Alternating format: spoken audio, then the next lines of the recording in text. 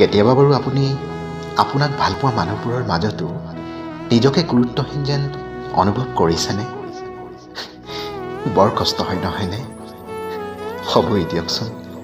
যাক লৈ আশা কৰা হয়, যাৰ অকণমান সঁহাৰি অথবা হাঁহিৰ মাজত জীৱন জীয়াব মন যায়। এসাগৰ ধুমুহাৰ মাজতো নিজকে কোনোদিন অকলশৰীয়া যেন অনুভৱ নহয়। তেওঁৰ অকণমান সান্নিধ্য নাপালেই মনটো কিবাখন কৰে। তাতে গুৰুত্ব নোপোৱা বা নিদিয়া যেন অনুভৱ কৰিলে বাৰু হৃদয়খনে কেনেকৈ সহিব, নহয়নে?